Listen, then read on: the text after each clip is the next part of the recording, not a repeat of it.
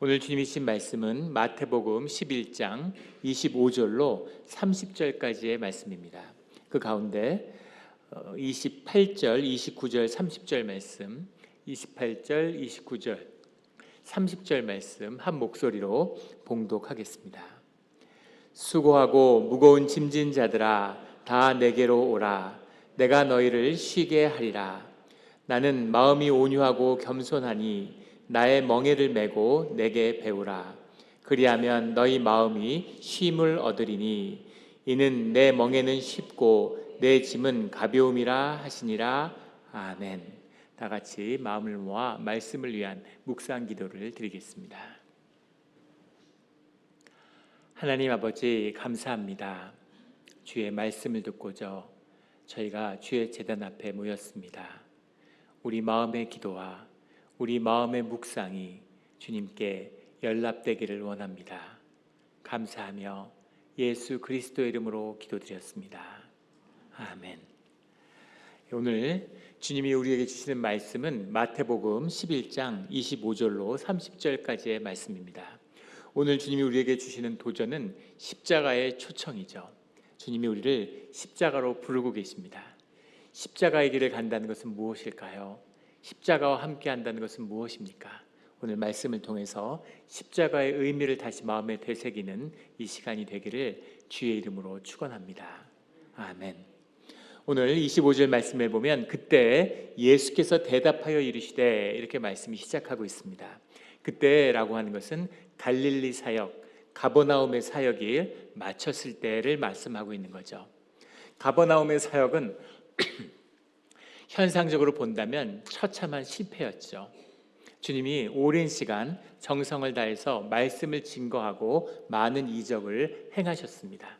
그런데 말씀을 전하면 전할수록 점점 더 갈등이 커지고 배척이 심해지는 것이죠. 종교인들은 주님이 말씀을 정하면 그것을 교리의 것으로 받아들입니다. 오늘 이것을 지혜롭고 슬기 있는 자에게는 숨기시고 라고 되어 있는데 지혜롭고 슬기 있는 자들이 누구입니까? 바리새인, 서기관과 같은 종교인들이죠. 이것이라고 하는 것은 킹덤 오브 갓, 하나님의 나라, 천국의 잔치에 주님이 초청하셨는데 그 잔치의 초청을 거부하는, 하나님의 나라가 이곳에 임해서 주님이 침노라고 하시는데 그곳에 들어가기를 거부하는 그런 종교인들의 모습입니다. 말씀을 가리켜도 그것을 교리와 논쟁의 대상으로 삼을 뿐 그것을 심령으로 받아들이지 못하는, 주님이 이적을 행하고 안진뱅이가 일어나고 봉사가 눈을 뜨는데 그런데 그것을 바알세불이 들렸다고 사단의 역사라고 공격하는 공격이 시작되는 것이죠. 끊임없이 종교의 율법을 가지고 함정을 만들고 제자들을 율법의 멍에를 가지고 공격하는 것입니다. 그런 갈등이 증폭되고 아무도 주님과 함께하는 그 길에 동참하려고 하지 않는 그 갈릴리 지역의 참담한 그 끝, 이것이 그때에 예수께서 말씀하시는 바로 그때죠. 그때 주님이 고백하시는데 천지의 주제이신 아버지여 이것을 지혜롭고 슬기 있는 자들에게는 숨기시고 어린아이들에게 나타내심을 감사하니다 라고 고백하고 있습니다. 어린아이들, 이 종교인들은 주님의 복음을 거부하지만 어린아이와 같은 이들, 어린아이의 심령을 가진 이들, 그들은 주님의 천국을 받을 수 있는 거죠. 이것이 어린아이의 비밀입니다. 어린아이들은 마음으로 만물을 받아들이죠. 생각하거나 무슨 자신의 이해관계를 따지거나 이런 것이 없습니다. 아이들 보시면 알겠지만 아이들은 아무리 슬픈 일이 있더라도 갑자기 재밌는 일이 있으면 까르르 웃죠. 갑자기 웃습니다. 재밌는 일이 있으면. 또 즐거운 일이 있다가도 슬픈 걸 보면 그 자리에서 울죠. 이것이 어린아이와 같은 마음이죠. 그 심령에 어린아이와 같은 순수함을 가진 이들은 주님의 초청을 있는 그대로 받아들이는 거죠. 주님의 나라를 있는 그대로 보는 것입니다. 그런 자들은, 어린아이 같은 이들은 하나님의 나라를 받게 되는 것이죠. 그 모든 것을 주님께 감사합니다 라고 고백하고 있습니다. 현상적으로 보면 처참한 실패로 끝난 사역이죠. 아무도 주님의 나라에 동참하려고 하지 않아요. 그런데 그 결과를 받아든 100% 사람으로서의 예수님, 이 땅을 살아가고 있는 주님과 하나 되기를 소원하는 그런 예수님의 고백은 무엇이냐면 주님께 감사합니다라고 고백하는 겁니다. 그것으로 아버지의 뜻을, 아버지가 이 땅을 향한 뜻이 무엇이든 그것을 주님의 뜻으로 또 나의 소명으로 받겠습니다라는 고백을 드리는 것이죠. 26절에 올소이다 이렇게 된 것이 아버지의 뜻입니다라고 고백하고 있죠. 올소이다라는 말이 나이라는 말인데 yes, yes indeed, 정말 그렇습니다, 진실로 그렇습니다라는 고백이죠. 예수님이 이 순간에 본 것이죠. 주님이 하나님 안에서 깨달으신 겁니다. 아, 이것이었구나. 아버지의 뜻이 이것이었구나. 아버지의 뜻은 무엇일까요? 아버지의 뜻은 십자가의 길이죠. 십자가의 길을 가야 된다는 것을 주님이 모르지 않으셨겠죠. 그런데 십자가의 길이 의미가 이것이었구나. 십자가의 길을 간다는 건 십자가의 길에 담긴 아버지의 뜻, 아버지의 사랑을 만난다는 거죠. 무슨 일이 있어도 어떤 대가를 치르더라도 우리를 꼭 구원하시겠다고 하는 그 아버지의 뜻, 십자가의 길이 모든 사역의 중심이고 답이었구나라는 것을 깨닫고 고백하게 되는 것입니다. 왜냐하면 그 어떠한 종교의 일도, 그 어떠한 지혜도, 그 어떠한 가르침도, 그 어떠한 권능도 결국에 십자가가 없으면 아무것도 아니구나. 십자가가 나타나지 않는다면, 주님의 십자가, 메시아의 십자가가 아니라면 그 누구도 구원의 길로 갈 수 없군요 라고 하는, 주님이 맞았습니다, 결국은 십자가였습니다 라고 하는 고백을 주님께 드리는 것입니다. 우리의 삶의 자리에서 아버지의 뜻을 받고 감사와 옳습니다 라는 고백을 드리는 우리 주의 자녀들이 되기를 주의 이름으로 축원합니다. 아멘. 27절에 내 아버지께서 모든 것을 내게 주셨으니 아버지 외에는 아들을 아는 자가 없고 아들과 또 아들의 소원대로 계시를 받은 자, 아들과 계시를 받은 자 외에는 아버지를 아는 자가 없느니라. 아들이 아버지의 뜻에 따라 살기 때문에 아버지의 모든 것이 아들을 통해서 드러났죠. 그래서 아들을 보는 자는 아버지를 아는 것입니다. 아버지의 뜻을 알기 위해서는 아버지의 아들의 가르침을 만나야 되는 거죠. 아들을 통하지 않고서는 아버지를 만날 수 없는, 아버지와 아들이 하나 된 그 모습을 고백하고 있는 것이죠. 그래서 마태복음 6장 16절 17절에 보면 베드로가 아주 중요한, 구속사에서 아주 중요한 고백을 주님께 드리죠. 주님은 살아계신 그리스도시요 하나님의 아들이십니다 라는 고백을 드리자 주님이 뭐라고 말씀하시냐면 복되도다 시몬아, 그것을 알게 한 것은 하늘의 너의 아버지다 라고 말씀해 주시죠. 아버지를 통하지 않고서는, 아버지가 아니고서는 이것을 알 수가 없다. 아들을 통하지 않고서는 아버지를 알 수 없는 것처럼 그 아버지를 통하여야지만이 아버지의 뜻을 살고 있고 이루고 있는 이 메시아의 뜻, 아들의 뜻을 알 수 있다라고 선포하시는 겁니다. 이 말씀의 선포 속에서 이제 십자가의 길로 가는 새로운 삶의 여정을 열어 가시는 거죠. 28절에 수고하고 무거운 짐진 자들아 다 내게로 오라, 내가 너희를 쉬게 하리라, 이렇게 말씀하십니다. 십자가의 길로 초청하고 계시는 거죠. 그 길을 함께 가자고 우리를 부르시는 겁니다. 내가 너희를 쉬게 하리라 라고 하는 이 말씀은 주님이 이 선지자를 통해서 주어졌던 하나님의 언약의 성취를 말씀하고 계시는 거죠. 예레미야 6장 16절의 말씀에 보면 너희는 길에 서서 보며 선한 일이 어디 있는지 알아보고 그리로 가라, 너희의 심령에 평강을 얻으리라 라는 말씀이 나옵니다. 너희의 삶 가운데 평강을 얻게 될 것이다. 그 평강을 얻게 되는데 이것을 사람들이 거절하죠. 이 거절의 말씀 다음에 심판의 말씀이 예레미야 선지자를 통해서 선포됩니다. 주님이 약속하셨던, 선지자를 통해 보내셨던 너희에게 하늘의 평강을 주겠다고 하는 그 약속이 오늘 메시아를 통해서 성취된다. 그 평강이 나로 말미암아 너희 가운데 임하게 된다라고 말씀하시는 거죠. 그래서 이것은 말씀의 성취입니다. 그 말씀이 성취되고 주님의 임재가 완성되는 그 사건이 바로 십자가인 것이죠. 그런데 그 십자가를 받을 수 없는 것입니다. 고린도전서 1장 18절에 가면 이런 말씀이 나오죠. 십자가의 도가 멸망하는 자들에게는 미련한 것이요 구원을 받는 우리에게는 하나님의 능력이라. 십자가의 길이 구원받은 자, 거듭난 자에게는 하나님의 능력이고 복의 도구라는 겁니다. 그래서 이것을 십자가를 만난 주의 자녀들은 십자가를 떠날 수 없죠. 십자가가 축복이고 십자가가 능력이라는 것을 이미 알고 있는 것입니다. 그런데 십자가의 도가 멸망하는 자들에게는, 세상에 속한 자들에게는, 천국의 잔치를 알지 못하는 자들에게는 미련한 것에 지나지 않는다, 이렇게 말씀하고 있는 겁니다. 고린도전서 1장 20절에는 이런 고백이 나오죠. 하나님께서 이 세상의 지혜를 미련하게 하신 것이 아니냐. 세상에 하나님의 섭리가 드러나고 이 현상 세계 가운데 숨어있는 본질의 세계를 바라보는 게 지혜죠.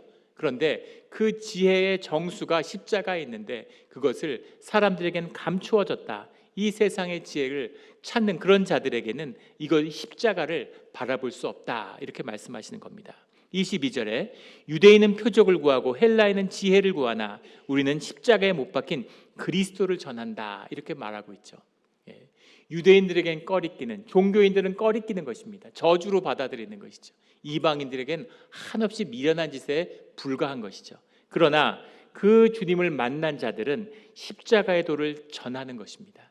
전한다는 게 십자가의 사건이 있었다는 걸 알린다는 이야기가 아니라 그 십자가가 나의 사건이 돼서 내가 이 십자가의 능력과 복으로 살아가는 사람이라는 것을 증거하는, 삶의 증인이 되는 그런 삶을, 십자가를 증거하는, 그것이 우리가 가는 십자가의 길이다라고 선포하고 있는 것이죠. 이 십자가의 길을 증거하고 복된 삶을 누리는 우리 모두가 되기를 주의 이름으로 축원합니다. 주님의 복, 주님이 주시는 쉼을 얻었다는 것은 우리 마음에 평강을 주고 우리 마음에 위로를 준다, 그런 차원의 이야기가 아닙니다. 그 이상의 말씀이죠. 주님이 우리에게 쉼을 주시겠다, 우리의 마음을 회복시켜 주시겠다라고 하는 말씀은 창세기 3장에 나오는 잃어버린 복을 되찾게 하시겠다라는 말씀이죠. 창세기 3장에 보면 그런 말씀이 나옵니다. 아담이 죄를 진 다음에 주님을 피하죠.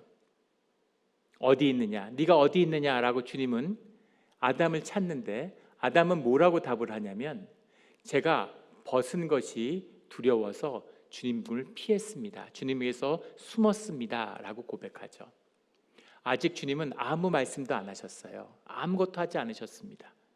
지금 죄를 지었다면, 두렵다면 주님을 찾아야 되죠. 벗었지만 부끄러움이 없는 하나된 삶, 그것이 에덴 동산, 낙원, 주님과 함께하는 삶이었죠. 그런데 죄로 인해서 내 벗은 것을 스스로 부끄러워하면서 주님이 두려워서 주님으로부터 숨었다는 것입니다. 에덴 동산을 떠날 때 주님이 말씀하시죠. 여자가 아이를 낳고 남편을 사모하는 것이 고통이 된다고 말씀하십니다. 남자는 일을 해서, 평생 일을 해서 가시덤불과 엉겅퀴만을 거두는 그런 삶의 고통을 겪게 될 거라고 말씀하시죠. 여성이 아이를 낳고 남편을 사모하는 게 왜 고통이겠습니까? 당연한 일 아닐까요? 당연한 일이죠. 그런데 그 일이 고통이 되었다는 거죠.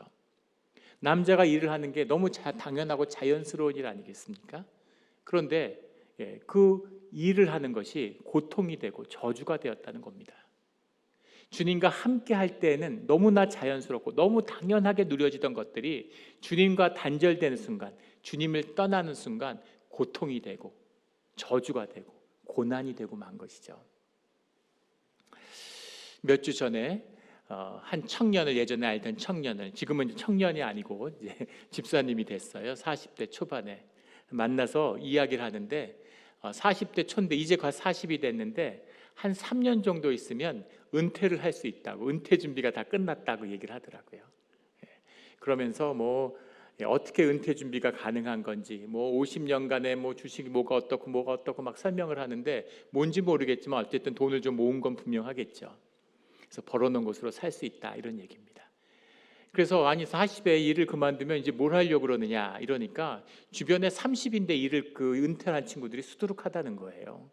하루라도 1년이라도 더 빨리 하기 위해서 노력을 하고 있는데 은퇴를 하면 뭘 할 거냐라고 하니까 자전거도 타고, 지금도 자전거 원 없이 타고 있는데 여행도 다니고, 여행도 많이 다니는데 자전거 타고 여행 갈 것도 아니고, 일을 한다는 게 얼마나 큰 축복입니까? 일을 한다는 게 얼마나 기쁜 일이에요. 일을 통해서 가치와 의미를 살려내는 것이죠. 근데 세상에 쏘가서 돈을 버는 게 아니면 일이 아닌 것처럼, 일을 안 해야 복 받은 것처럼, 빨리 은퇴할수록 좋은 것처럼 거기에 쏘가서 은퇴하고 우울증을 앓는 사람들을 자주 보게 됩니다. 일이 축복이에요. 사람은 일을 해야 되는 것입니다. 예. 제가 매일 새벽마다 죽기 전날 전주까지 일하게 해달라고 주님께 기도합니다. 예, 저 인간이 죽기 전주까지 우리 교회에 있으려나 보다 이런 뜻은 아니고 어디를 가든지 어디에 있든지 돈을 많이 벌어놓고 비싼 병원에서 산소 마스크 쓰고 누워있는 게 복이겠습니까? 아니면 그 교회에 가서 봉사하는 것이 복이겠습니까? 건강하고 일을 하고 그 일을 통해서 삶의 의미를 피워내야 그것이 복된 삶이죠. 근데 일을 하는 것이 저주가 돼버린, 일을 하는 것이 고통이 돼버린, 이것이 주님과 떨어져 나간, 우리가 창세기 3장에서 잃어버린 우리의 복이죠. 주님이 그 복을 회복시키시겠다.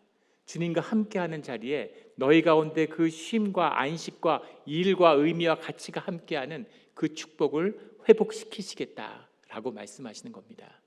이 복이 우리 안에서 회복되기를 주의 이름으로 축원합니다.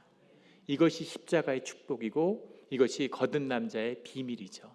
이 비밀을 보는 사람은 십자가를 쫓는 것입니다. 이 비밀을 누리는 사람은 결코 십자가를 놓치지 않는 것이죠. 29절에 보면 나는 마음이 온유하고 겸손하니 나의 멍에를 메고 내게 배우라. 그리하면 너의 마음이 쉼을 얻으리라. 이렇게 말씀하십니다.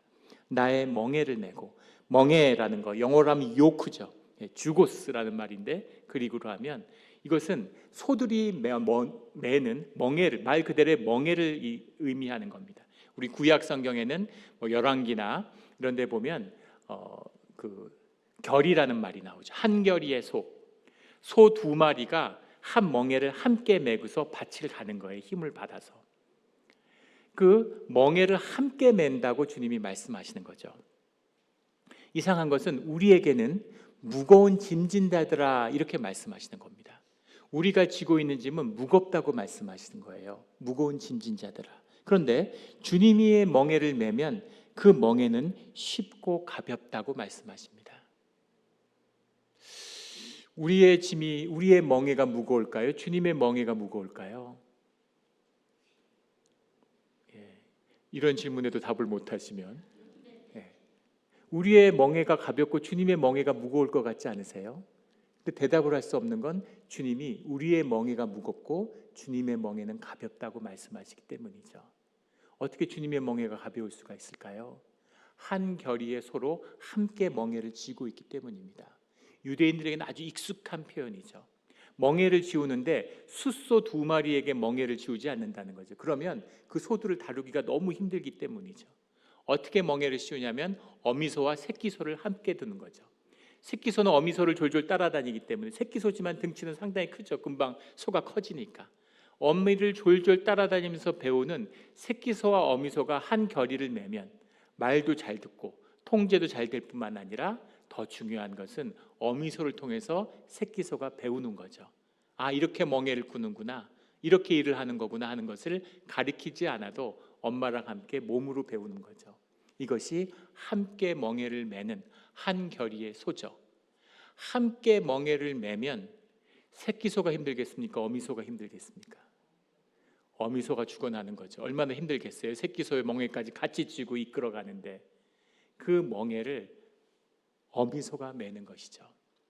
그래서 무거운 멍에를 맸지만 새끼소는 가벼운 것이죠. 주님이 우리와 함께 멍에를 지워 주시는데 그 멍에를 주님이 지시는 겁니다. 그래서 그 멍에는 가벼운 것이죠. 그런데 내 멍에를 내가 지면은 그 멍에는 너무 무거운 거죠. 우리의 삶을 짓누르는 것입니다. 구약과 신약에서 주님이 항상 복음의 소식을 전할 때, 사람을 고치고 복음을 전파할 때마다 늘 하시는 말씀이 있죠. 가난한 자들에게 복된 소식을 전하고, 주님은 분명히 가난을 좋아하지 않으시고 자녀들이 가난하게 사는 것을 원치 않으십니다. 당연하겠죠. 어떤 부모가 자식이 가난하게 사는 걸 원하겠어요? 항상 아버지의 부요와 풍요를 누리며 살아가기를 원하겠죠. 그런데 문제는 세상의 대부분의 사람들은 다 가난하다는 겁니다. 왜 가난할까요? 창조주인 아버지시는 부요하기를 원하는데 내가 내 멍에를 메고 내 삶의 짐을 지고 내 삶을 내가 먹고 살고 내가 책임지고 내가 매니지하기 때문입니다. 그것이 우리의 힘들고 무거운 가난한 삶의 비밀이죠. 너희 그렇게 고생하고 고난 속에 찌들어 살으라고 그렇게 세상 보낸 게 아니야. 세상 멍에 매라고 보낸 게 아니야. 그런 건 너희는 매지 마. 내가 맬게. 너는 내 맹해를 함께 메고 나의 길을 걸어라. 그것이 축복이고 그것이 복된 길이다. 한 번이라도 너의 멍에를 내려놓고 나와 함께 십자가의 길을 가자라고 말씀하고 계시는 거죠. 그런데 우리는 그 선택을 하는 것이 어려운 겁니다. 이는 내 멍에는 쉽고 내 짐은 가벼움이니라. 쉽다라고 하는 것이 크로마이, 가볍다라는 게 엘라프론이라는 말인데 이 말 속에는 단지 가볍다는 말이 아니라 더 깊은 적절한 적당한 이라는 뜻이 들어있죠. 우리가 주님과 같이 멍에를 맨다고 해서 우리는 전혀 무겁지 않은데 나는 전혀 힘들지 않은데 주님만 힘들어 이런 것은 아닙니다. 우리도 물론 힘이 들고 우리도 나의 십자가를 지고 주님을 따르는 함께 십자가를 지지만 나도 어려움이 있죠. 내게도 고난이죠. 그러나 그 고난을 내가 감당할 수 있는 내가 짊어질 수 있는 것만 주님이 허락하신다는 뜻이 이 말씀 가운데 들어있습니다. 내가 주님을 주라고 고백하고 주님과 함께 십자가의 길을 들었으면 그러면 다음 주에는 내달에는 집 팔고 선교 가야 되는 것인가? 그런 일은 절대 일어나지 않습니다. 우리의 머리카락을 다 세시는 주님이 그렇게 하시겠어요? 10년을 선교 훈련을 받고 매일 선교사로 파송해 달라고 기도해도 가기 힘들어요. 주님이 뜻 가운데 주님의 때가 됐을 때 주님 안에서 우리가 충분히 감당할 수 있을 때 주님이 그 길을 축복으로 보내주시는 겁니다. 이것이 우리에게 쉽고 우리의 짐이 가벼운 비밀이죠. 그래서 그 주님의 십자가를 지닌 자들은 주님의 생명의 길을 가게 되는 것입니다. 주님의 생명의 길에서 주님의 복을 누리는 거듭난 우리 모두가 되기를 주의 이름으로 축원합니다.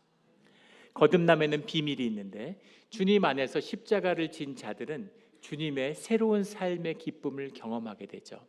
첫 번째 경험하게 되는 비밀은 내 안의 다스림, 우리의 심령이 회복된다는 것입니다.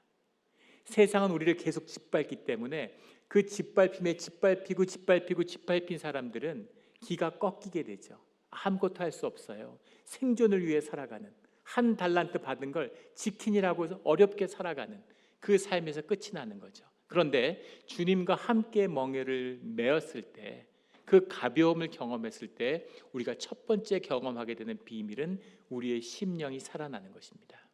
심령이 살아나면 다스림의 권세가 내 안에 있었구나라는 것을 알게 되죠. 교회 와서 주님 우리의 상황을 내 조건을 좀 바꿔주십시오 라고 끊임없이 기도했는데 주님을 만나고 나서 십자가를 지고 나니까 만나게 되는 첫 번째 비밀은 무엇이었냐면 그것을 바꾸는 권세가 내 안에 있었다는 거죠. 이것이 욥기의 주제죠. 권세는 권능은 내 안에 있습니다. 그런데 마귀가 조건과 환경을 잡고서 권세를 휘두르고 있는 것이죠. 다스리라고 말씀하시는 거예요. 그 다스림의 권세, 권능이 우리 안에 있다는 거죠. 파킨슨 병을 앓는 환자들에게 행해졌던 유명한 실험입니다. 여기서 플라시보 효과라는 게 나왔죠. 파킨슨 환자를 앓고 있는 사람들을 그룹으로 나눠서 실험을 하는데 약을 주는 겁니다. 근데 늘상 먹는 똑같은 약을 줘요. 근데 한쪽 그룹에게는 아주 멋있게 비싸게 이렇게 포장을 해가지고 이 약은 신약이고 아주 비싸게 나온 약인데 한 약에 10만 불도 넘는다고 얘기를 해주는 겁니다. 이 약을 너가 감당할 수가 없지만 이걸 실험용으로 쓰기 위해서 특별히 너한테 10만 불짜리 약을 준다고 주는 거예요. 다른 그룹에게는 이건 늘 쓰던 약인데 값도 얼마 안 나고 그러는 건데 그냥 너한테 주니까 실험에 한번 참가하면서 먹어보라고 이렇게 똑같은 약을 전혀 다른 얘기와 다른 포장에 넣어서 두 그룹에게 이렇게 주는 거죠.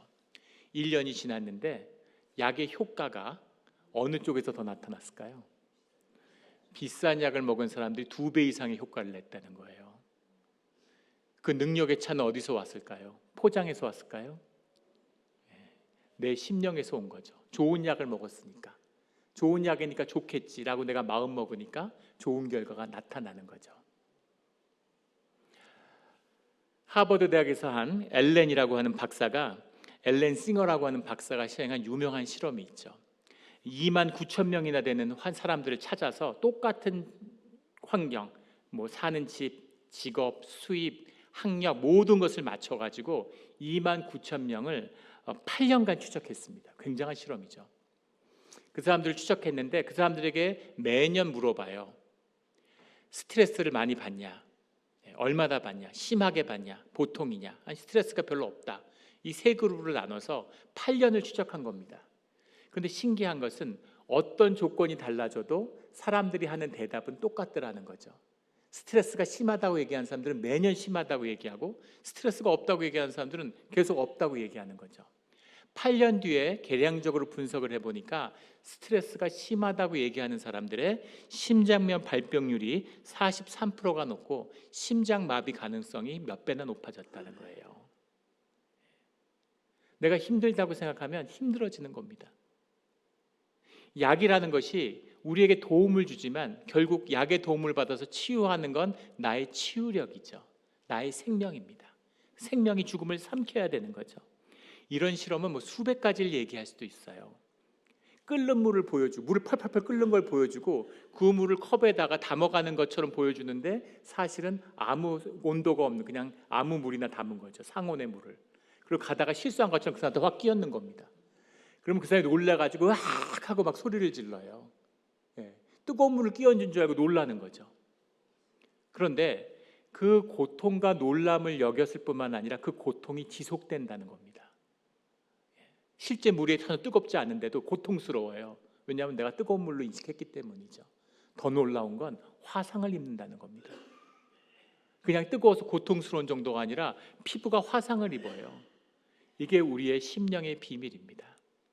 한 호텔 종사자들에게 실험을 하는데 두 그룹으로 나눠서 똑같은 일을 하는 사람이 청소하고 뭐 이렇게 그 하우징 같은 거 이렇게 청소하고 이런 분들이죠. 한 그룹에게는 이렇게 얘기해 주는 겁니다. 당신이 호텔에서 하는 노동 그 일로만 해도 당신의 운동량은 충분하기 때문에 더 운동할 필요가 없다고. 그래서 지금 하는 일만 하면 되고 그걸로 충분하다 이렇게 얘기해 주는 거죠. 그리고 다른 그룹에게는 아무 얘기 안 해주는 겁니다. 그냥 일하게 두는 거죠. 똑같은 호텔에서 똑같은 일을 하는 그룹이죠. 그리고 1년 뒤에 그 사람들의 신체 검사를 했는데 놀랍게도 운동이 충분하고 운동이 필요 없어 충분한 운동을 하고 있다고 하는 그룹은 살도 빠지고 히프부터 허리부터 체지방부터 모든 몸이 바뀌었다는 거죠. 건강해진 거예요. 왜 건강해졌을까요? 매일 운동이 필요 없는 충분한 노동을 하고 있기 때문인 거죠. 다른 그룹은 아무 변화가 없다는 겁니다. 이게 우리의 인간의 심령, 우리 영의 비밀이죠. 그런 심령을 받았어요. 우리가 마음 먹으면, 우리의 심령이 살아나면 우리의 삶을 다스릴 수 있는 권세가 내 안에 있는 거죠. 근데 그게 꺾여서 세상에 쏘가서 환경이 좋아지면, 조건이 좋아지면, 돈만 좀 더 있으면 그러면 사는 게 좀 달라질 텐데 뭐가 주어져도 절대 달라지지 않는다는 겁니다. 이것이 십자가를 만난 우리가 만나는 우리 생명의 첫 번째 진실이죠. 두 번째는 불안을 이긴다는 겁니다. 불안과 두려움이 우리 마음 가운데 있어요. 믿음의 반대는 불신앙이 아니라 두려움과 불안입니다.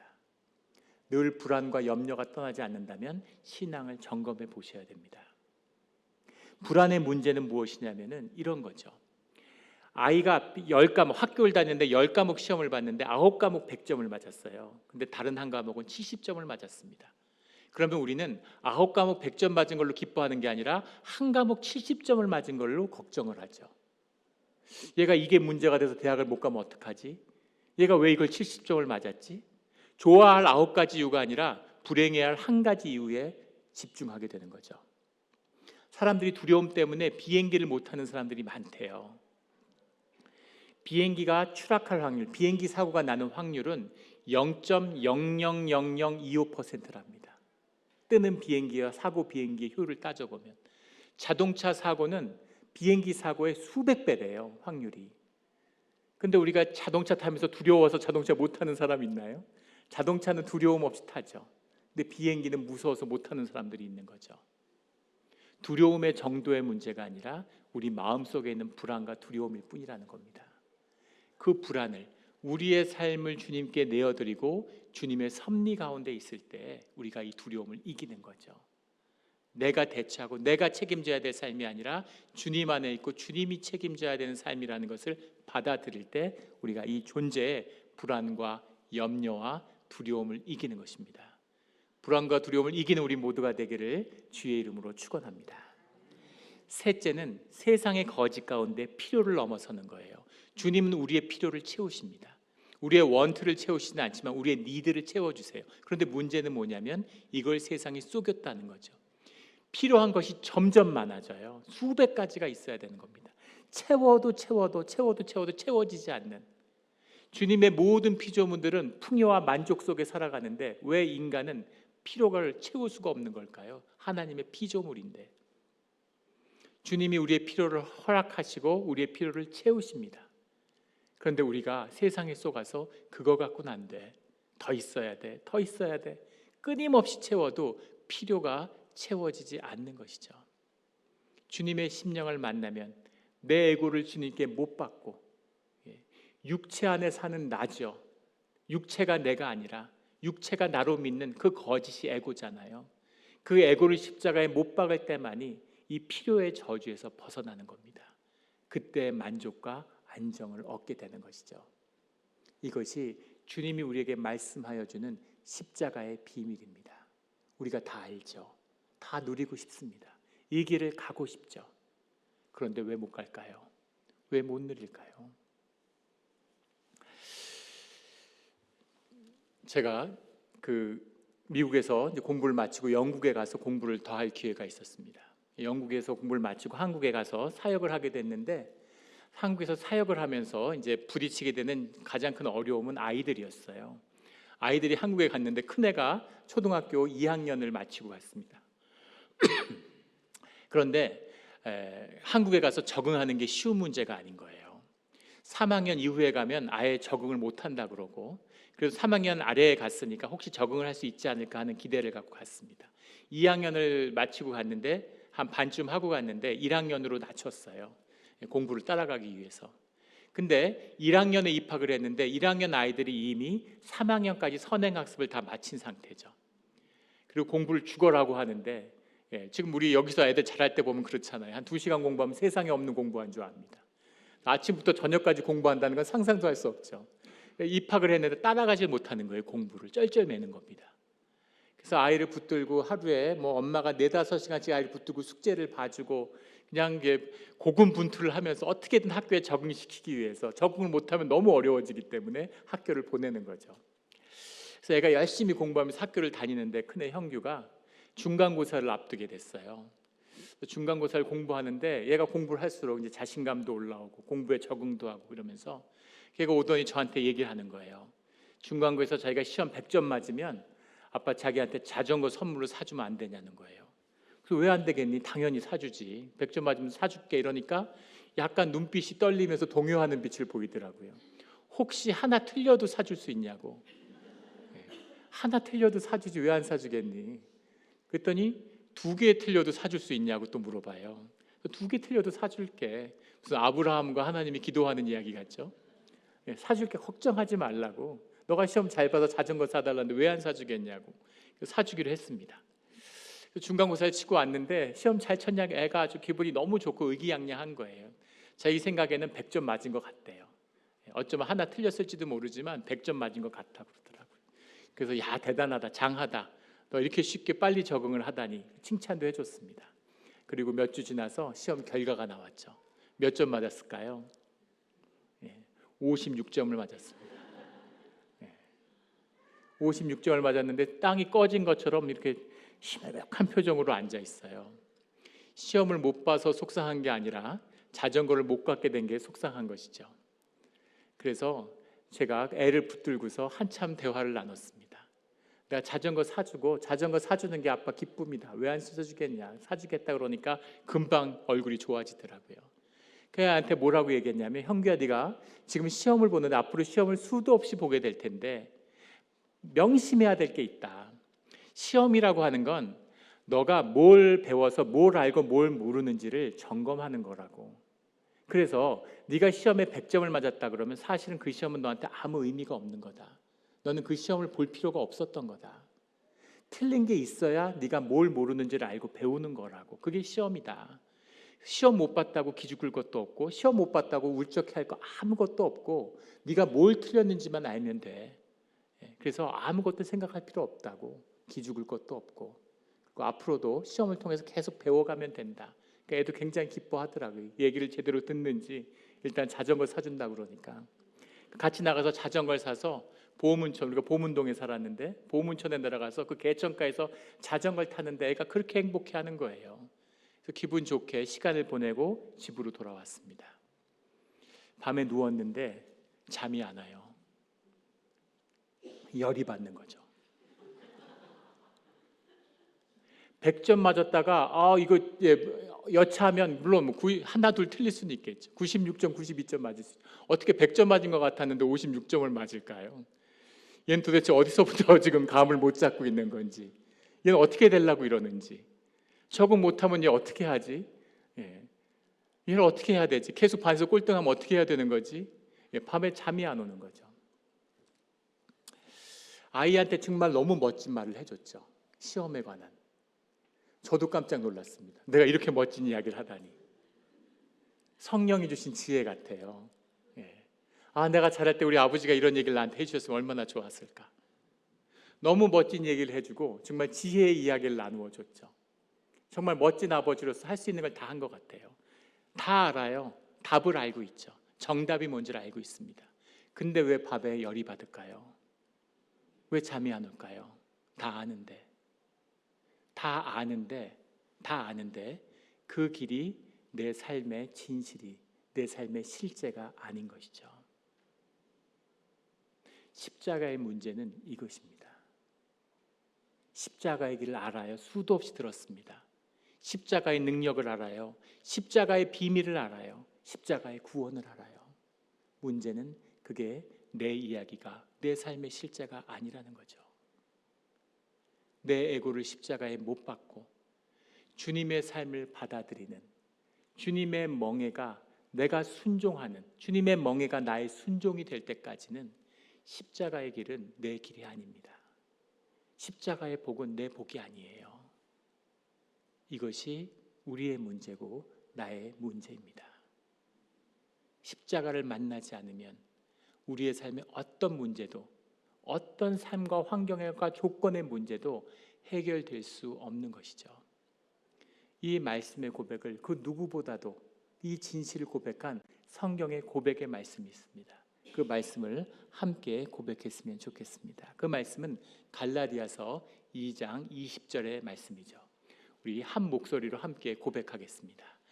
내가 그리스도와 함께 십자가에 못 박혔나니 그런즉 이제는 내가 사는 것이 아니요 오직 내 안에 그리스도께서 사시는 것이라.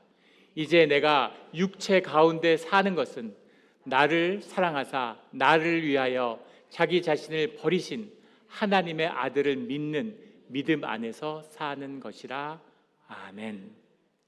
육체가 내가 아닙니다. 내가 육체 가운데 사는 것은, 내가 육체 가운데 사는 것은 나를 위하여 자기 자신을 버리신 하나님의 아들을 믿는 믿음 가운데서 사는 것이라.